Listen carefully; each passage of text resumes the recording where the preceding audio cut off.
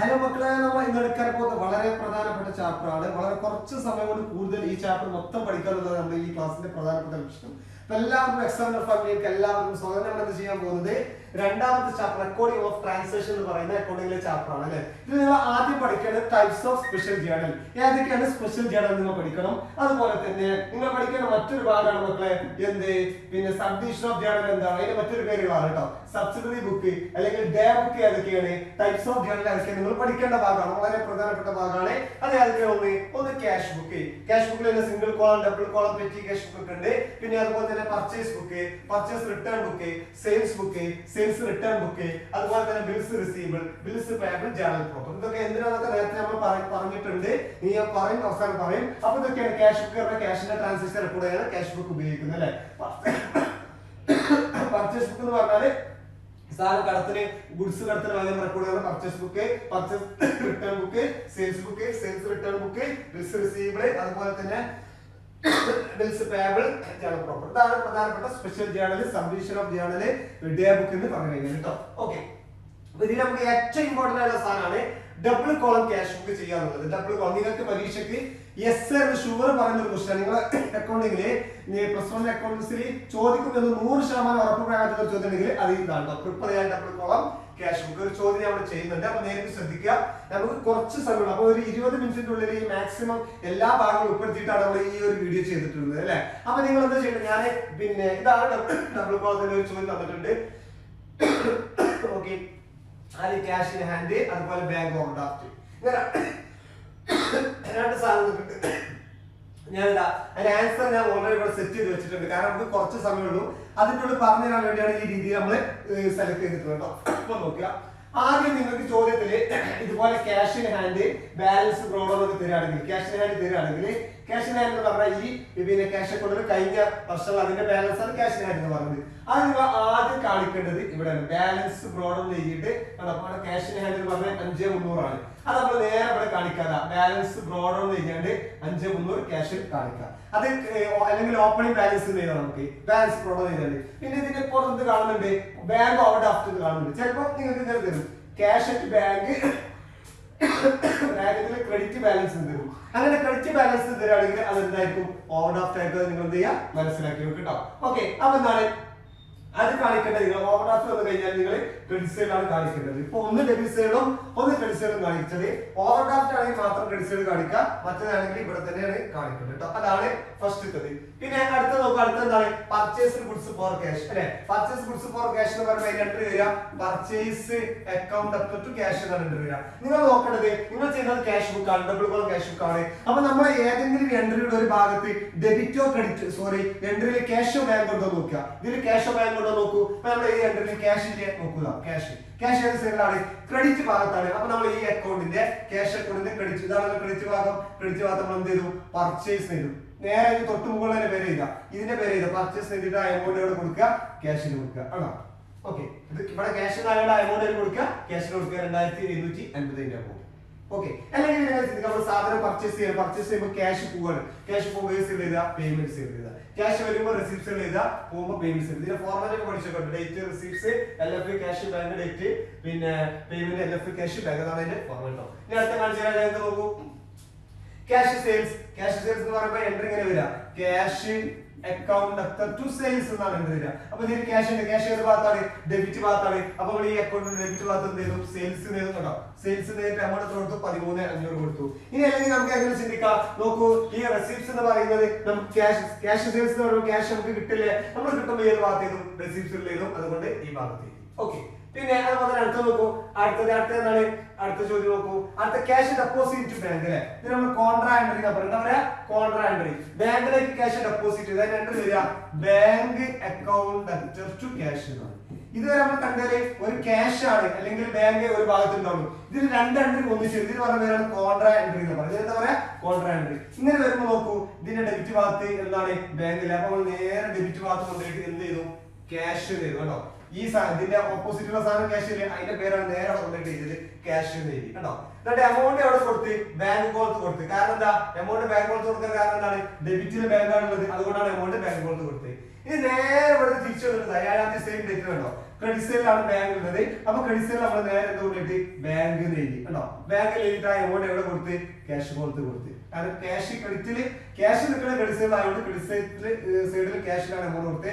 Debit സൈഡിൽ bank ആയിട്ട് debit സൈഡിൽ നമ്മൾ എന്ത് ചെയ്തു ബാങ്ക് എമൗണ്ട് കൊടുത്തു ചെയ്തു കേട്ടോ. ഇതാണ് കോൺട്രാ എൻട്രി. എന്നിട്ട് അതിനൊന്ന് മെൻഷൻ ചെയ്യുക. കോൺട്രാ എൻട്രി സി ആർ കാണിച്ചിട്ടുണ്ടോ? കോൺട്രാ എൻട്രി എന്ത് ചെയ്യുക, ഷോ ചെയ്യുകയും ചെയ്യുക കേട്ടോ. പിന്നെ അടുത്ത നോക്കൂ, അടുത്ത റിസീവ്ഡ് ചെക്ക് ഫ്രം മുരളിയുടെ ചെക്ക് കിട്ടി അല്ലെ. പിന്നെ അവൻ എന്ത് ചെയ്തു, പിന്നെ അതിന് എൻട്രി ഇട്ട് എന്താണ്, അതിന് എൻട്രി ആണ് കൊടുത്തിട്ടുണ്ട് bank account sorry received cheque from Murali cash account to bank എന്നാണ് ഇതിന്റെ entry. Cash account to bank എന്നാണ് എൻട്രി അല്ലെ. അപ്പൊ ഇത് ഡെബിറ്റ് സൈഡ് ക്യാഷ് ആണ്, അതുകൊണ്ട് ഡെബിറ്റ് സൈഡ് നമ്മൾ എന്ത് ചെയ്ത് മുരളി എഴുതി നമ്മൾ കൊടുത്ത് കേട്ടോ. അതേപോലെ എല്ലാം ചെയ്യാം. Cheque received from Murali paid in to ബാങ്കിലെ മുരളിൽ നിന്ന് ചെക്ക് കിട്ടിയാൽ അങ്ങോട്ട് കൊടുത്തു ബാങ്ക് കൊടുത്തു എന്നാ പറഞ്ഞത്. അപ്പൊ എൻട്രി വരിക ബാങ്ക് അക്കൗണ്ട് ടു ക്യാഷ് എന്നാണ്. അപ്പൊ ഡെബിറ്റ് സൈഡ് ബാങ്ക് ആണ്. അപ്പൊ ഡെബിറ്റ് സൈഡ് നമ്മൾ നേരെ കൊണ്ടിട്ട് ക്യാഷ് ചെയ്തിട്ട് എമൗണ്ട് ബാങ്കിൽ കൊടുത്ത് ക്രെഡിറ്റ് സൈഡ് നമ്മൾ എന്ത് ചെയ്ത് നേരെ പിന്നെ കൊണ്ടിട്ട് ബാങ്ക് ചെയ്തിട്ട് എമൗണ്ട് ക്യാഷിൽ കൊടുത്തു കേട്ടോ. അങ്ങനെയാണ് വരും കേട്ടോ. പിന്നെ അതുപോലെ തന്നെ അടുത്ത് വിഡ്രോ ക്യാഷ് ഫ്രം ബാങ്ക്. ബാങ്കിൽ പൈസ പിൻവലിച്ചിട്ട് പറയുമ്പോൾ എൻട്രി വരിക ഡ്രോയിങ്സ് ഏത് യൂസ് എന്ന് പറഞ്ഞു, ഏത് യൂസ് എന്ന് പറഞ്ഞെങ്കിൽ ബിസിനസ് യൂസ് ആണ്. ക്യാഷ് അക്കൗണ്ട് ടു ബാങ്ക് എന്നാണ് എൻട്രി കേട്ടോ. ഏത് യൂസ് എന്ന് പറഞ്ഞാൽ ബിസിനസ് യൂസ് ആണ് എൻട്രി ഇങ്ങനെ വരിക. അപ്പൊ നോക്കൂ, അപ്പൊ ക്യാഷ് ആണ് ഡെബിറ്റ് ചെയ്തത്. അപ്പൊ നേരെ ഡെബിറ്റ് ചെയ്ത് കൊണ്ടിട്ട് നമ്മൾ എന്ത് ചെയ്തു ബാങ്ക് ചെയ്തു കേട്ടോ. ബാങ്ക് ചെയ്തിട്ട് എമൗണ്ട് ക്യാഷ് കൊടുത്തു കാരണം ക്യാഷ് ആണ് ഡെബിറ്റ് ഉള്ളത്. ക്രെഡിറ്റ് ചെയ്ത് നമ്മൾ എന്ത് ചെയ്യുക ക്യാഷ് ചെയ്തിട്ട് എമൗണ്ട് ബാങ്കിൽ കൊടുക്കും കേട്ടോ. അങ്ങനെയാണ് വരിക കേട്ടോ. പിന്നെ ചിത്ര കൊടുക്കുമ്പോൾ ചെക്ക കൊടുത്തു. അപ്പൊ ചിത്ര അക്കൗണ്ട് ടു ബാങ്ക് എന്നാ വരിക. ചിത്ര അക്കൗണ്ട് ടു ബാങ്ക് ക്രെഡിറ്റ് ചെയ്ത്. അപ്പൊ ക്രെഡിറ്റ് ചെയ്ത് നമ്മൾ എന്ത് ചെയ്തു ചിത്ര എന്ന്. ഇതേപോലെ ഡബിൾ കോളം എന്ത് ചെയ്യാം നമ്മൾ ചെയ്യാം. അപ്പൊ നിങ്ങൾ അതിനകത്ത് നോക്കുക, അതിന് എന്ത് നോക്കണം, പിന്നെ റിസിപ്റ്റ്സ് ഓഫ് പേയ്മെന്റ് ഒക്കെ നോക്കുക. അങ്ങനെ നമ്മൾ ബാലൻസ് ചെയ്യുക. രണ്ട് സൈഡ് ബാലൻസ് ചെയ്യുമ്പോൾ പിന്നെ രണ്ട് സൈഡ് ബാലൻസ് ചെയ്യാം. ബാലൻസ് ചെയ്യുമ്പോൾ നമുക്ക് എവിടെയാണോ കൂടുതൽ കിട്ടുന്നത്. ഇപ്പൊ നോക്കൂ, ഈ ഭാഗത്താണ് കൂടുതൽ. ഇവിടെ 30,800 ഉണ്ട്. ഇവിടെ അത്ര ഇല്ല, ഇവിടെ എമൗണ്ട് കുറവാണ്. ആ 30,800 ഈ എമൗണ്ട് ഒക്കെ കുറക്കുക. ഇവിടെ കുറവ്, ഈ എമൗണ്ട് ഒക്കെ കുറക്കുമ്പോൾ ഇവിടെ നമുക്ക് ബാലൻസ് കിട്ടാൻ 35,550 അല്ലെ, സോറി പിന്നെ 3,550. അതേപോലെ ഈ ഭാഗത്ത് കൂടുതൽ 15, 21, ഈ ഭാഗത്ത് 23,800 ഉണ്ട് അല്ലെ.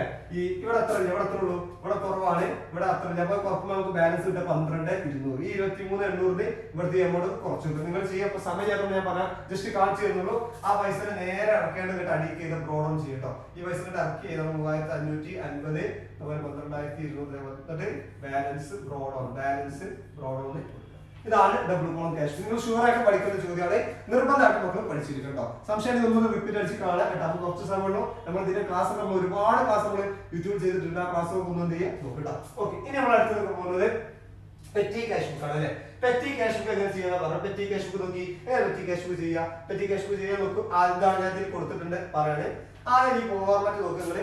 റിസീപ്റ്റ്സ് എമൗണ്ട് റിസീപ്റ്റ്സ് കൊടുക്കുക, അല്ലെങ്കിൽ എമൗണ്ട് റിസീവ്ഡ് കേട്ടോ. എമൗണ്ട് റിസീവ്ഡ് നോക്കുക കേട്ടോ. എമൗണ്ട് റിസീവ്ഡ് അല്ലെങ്കിൽ റിസീപ്റ്റ്സ് കൊടുക്കുക. ആദ്യം നോക്കൂ, ഇവിടെ നമുക്ക് ഫസ്റ്റ് തന്നിട്ടുണ്ട് റിസീവ്ഡ് പെറ്റി ക്യാഷ് 2000 അല്ലെ. ഡേറ്റ് തന്നിട്ടുണ്ട്. നിങ്ങൾ ആദ്യം കൊടുക്കേണ്ട ആ സാധനമാണ്. ആദ്യം ഡേറ്റ് കൊടുക്കണ്ട. അവിടെ 2020 ഡേറ്റ് കൊടുത്ത് മാർച്ച് 1 ഡേറ്റ് കൊടുത്ത് എത്രയാണ് എമൗണ്ട് കിട്ടിയത്? 2000 നമുക്ക് എമൗണ്ട് കിട്ടിയത്. എന്നിട്ട് അതിന്റെ നേരെ ആ എമൗണ്ട് 2000 ഡേറ്റ് കൊടുക്കുക. എന്നിട്ട് അതിന് നേരെ ക്യാഷ് റിസീവ്ഡ് എന്ന് പറഞ്ഞ് എഴുതാം. ഓക്കെ, ഇതാണ് നമ്മൾ ഫസ്റ്റ് ചെയ്യേണ്ടത്. ക്യാഷ് റിസീവ്ഡ് എന്ന് പറഞ്ഞ് എഴുതിയിട്ട് ആ ഡേറ്റ് കൊടുക്കുക, എന്നിട്ട് എമൗണ്ട് കൊടുക്കുക കേട്ടോ. ഇതിന് ഡേറ്റ് കൊടുക്കുക, എമൗണ്ട് കൊടുക്കുക, എന്നിട്ട് നേരെ ക്യാഷ് റിസീവ്ഡ് കൊടുക്കുക. അതാണ് ഫസ്റ്റ് ചെയ്യേണ്ടത് കേട്ടോ. ഇനി അടുത്ത നോക്കുക, അടുത്തത് പെയ്ഡ് ഫോർ കാർട്ടേജ്. കാർട്ടേജ് എന്ന് പറഞ്ഞാൽ എന്താ, ചരക്ക് കൂലി എന്നൊക്കെ അർത്ഥം, വണ്ടി കൂലി എന്നൊക്കെ അർത്ഥം അല്ലെ. അപ്പൊ നമ്മൾ അതിനൊരു കോളം കൊടുക്കുക, കാർട്ടേജ് എന്നൊരു കോളം കൊടുത്തു കേട്ടോ. എന്നിട്ട് എന്ത് ചെയ്തു, അതിന്റെ നമ്മുടെ കാർട്ടേജ് എഴുതിയിട്ട് അതിന്റെ നേരെ എമൗണ്ട് കൊടുത്ത് 50 കൊടുത്തു. ഇത് ടോട്ടലിന്റെ കോളാണ്, ടോട്ടൽ എമൗണ്ട് ആണ്, അല്ലെങ്കിൽ ടോട്ടൽ എമൗണ്ട് ആണ്. അപ്പൊ ഈ 50 ടോട്ടൽ 50 തന്നെയാണ്. അപ്പൊ അത് കാണിച്ചു കേട്ടോ. പിന്നെ അതുപോലെ അടുത്ത് നോക്കൂ, പെയ്ഡ് ഫോർ പോസ്റ്റേജ്. പോസ്റ്റേജ് എന്ന് പറഞ്ഞാൽ അതിന് കോൾ കൊടുത്ത് പോസ്റ്റേജ് ടെലഗ്രാം. പോസ്റ്റേജ് ടെലഗ്രാം ഒക്കെ ഒന്നിച്ച് പോസ്റ്റേജ് ടെലഗ്രാമിന് കോൾ കൊടുത്ത് നോക്ക്. പോസ്റ്റേജ് എത്ര 140, നേരാ കൊടുത്ത് 150 കൊടുത്ത് അതിന്റെ ടോട്ടൽ എത്ര തന്നെയാണ് 140 തന്നെയാണ്. അതേപോലെ എല്ലാ ഐറ്റവും paid for taxi fare. Taxi fare എന്ന് പറയുന്നത് യാത്ര കൂലിയാണ്. അപ്പൊ നമ്മള് കാർട്ടേജ് പറഞ്ഞാൽ ചരക്ക് കൂലിയാണ്. പിന്നെ അപ്പൊ ഇത് രണ്ടും കൂലിയാണല്ലോ. അപ്പൊ നമ്മളിത് ഒന്നിച്ച് ഇവിടെ കൊടുത്തു. കാർട്ടേജിൽ ടാക്സി കൊടുത്ത് ഇനി വേറെ കൊടുക്കുക, വേറെ കൊടുക്കാം. ഇവിടെ ഒന്നിച്ച് കൊടുത്തു. കാർട്ടേജ് ടാക്സി ഉണ്ടോ, ടാക്സി ഫെയർ എഴുതിയിട്ട് പിന്നെ ഇവിടെ എന്ത് ചെയ്തു 100 കൊടുത്തു. ഇനി ട്രാവൽ എക്സ്പ്രസ് എങ്ങനെ കാണിക്കാം അങ്ങനെ കാണിക്കട്ടോ, അതിന് കുഴപ്പമൊന്നുമില്ല. ഇവിടെ 100 കൊടുത്തു. അതിന്റെ ടോട്ടൽ എത്ര 100 തന്നെയാണ്. റീഫ്രഷ്മെന്റ് അടുത്ത ഐറ്റം ഇവിടെ റീഫ്രഷ്മെന്റ് ഇടാം. റീഫ്രഷ്മെന്റ് ആണ്. ആ റീഫ്രഷ്മെന്റ് ഐറ്റം നമ്മൾ പുതിയ കോളം കൊടുത്തു. റീഫ്രഷ്മെന്റ് കോളം കൊടുത്തു, അവിടെ എമൗണ്ട് കൊടുത്തു, ഇവിടെ അതിന്റെ ടോട്ടൽ കൊടുത്തു അല്ലെ. അതേപോലെ എല്ലാ ഐറ്റം പർച്ചേസ് സ്റ്റേഷനറി. അപ്പൊ സ്റ്റേഷനറി ഇതാ, സ്റ്റേഷനറി കൊടുത്തു. സ്റ്റേഷനറി കൊടുത്തിട്ട് അതിന് കോളം കൊടുത്തു. സ്റ്റേഷനറി കൊടുക്കുമ്പോൾ ഇവിടെ പ്രിന്റിംഗ് കൂട്ടി കൊടുക്കുന്നല്ല കേട്ടോ. പ്രിന്റിംഗ് ആൻഡ് സ്റ്റേഷനറി കേട്ടോ.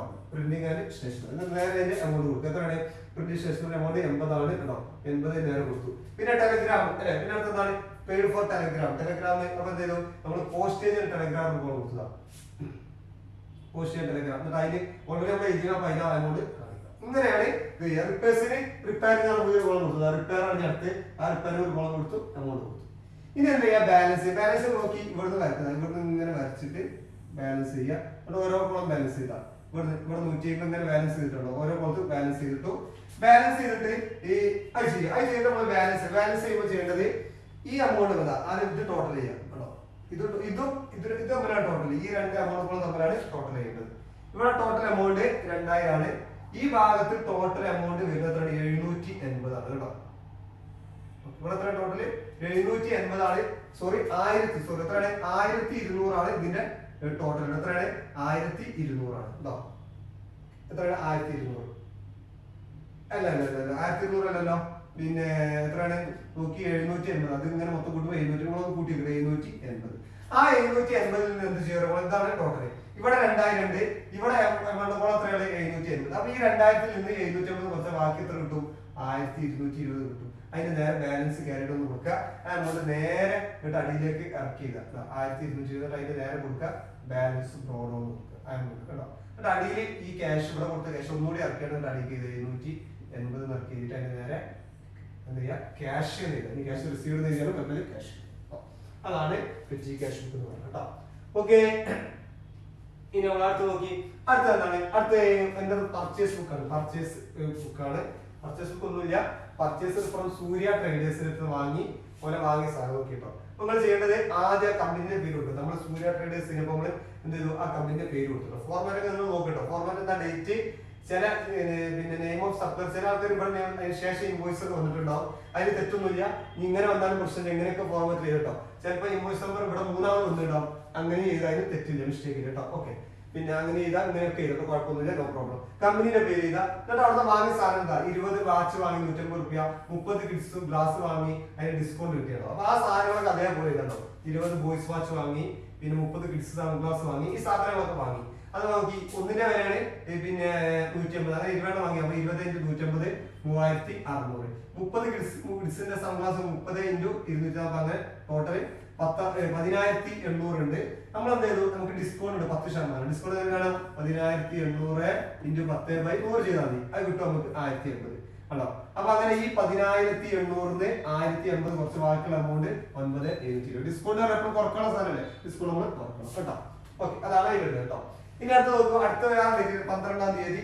15 ലേഡീസ് വാച്ച് വാങ്ങിയത് കമ്പനിയുടെ പേര് മായ ഏജൻസി എന്നാണ് 15 ലേഡീസ് വാങ്ങി 10 സ്റ്റോപ്പ് വാച്ച് വാങ്ങി 120 രൂപയ്ക്കാണ് അതിന് ഡിസ്കൗണ്ട് ഉണ്ട് 5% അല്ലേ അപ്പൊ നമ്മള് ആ കമ്പനിയുടെ പേര് മായ ഏജൻസി എഴുതി എന്നിട്ട് ആ വാങ്ങിയ സാധനം 15 ലേഡീസ് വാച്ച് 200 രൂപ വെച്ചിട്ടുണ്ടാവും അല്ലെ അപ്പൊ നോക്കി 15 × 200 എത്ര ഉണ്ടാവും 3000 ഉണ്ടാവും അതുപോലെ തന്നെ 10 സ്റ്റോപ്പ് വാച്ച് വാങ്ങി 10 × 120 വെച്ച് 1200 4200 ടോട്ടൽ 4200 പിന്നെ നമുക്ക് ഡിസ്കൗണ്ട് 5% അപ്പൊ 5% 4200 × 5/100 ചെയ്താൽ നമുക്ക് എത്ര കിട്ടും 210 ഡിസ്കൗണ്ട് കിട്ടും ആ അങ്ങോട്ട് നേരെ കൊണ്ട് അവിടെ എഴുതിച്ചത് അങ്ങനത്തെ വീട്ടിൽ കാണിക്കരുത് ഈ 4200 കുറച്ച് വാക്കിൽ ചെയ്താൽ 3900 പിന്നെ ഇത് രണ്ടും കൂടെ പ്ലസ് ചെയ്ത് ഇത് രണ്ടും കൂടെ കൂട്ടിയിടാം 13,710 അതിന് നേരെ കാണിച്ചാൽ ടോട്ടൽ കൊടുത്തില്ലെങ്കിൽ ഇതാണ് പർച്ചേസ് ബുക്ക് എന്ന് പറയുന്നത് ഈ സെയിം പാറ്റേൺ തന്നെയാണ് ഏത് സെയിൽസ് ബുക്കും suitable day book prepare suitable അപ്പൊ ഗുഡ്സ് സോൾഡ് ആണ് സോൾഡ് എന്ന് പറഞ്ഞാൽ സെയിൽസ് ബുക്ക് ആണ് സെയിം പാറ്റേൺ ആണ് ഒരു മിസ്റ്റേക്കും ഇല്ല അതേപോലെ തന്നെ വരിക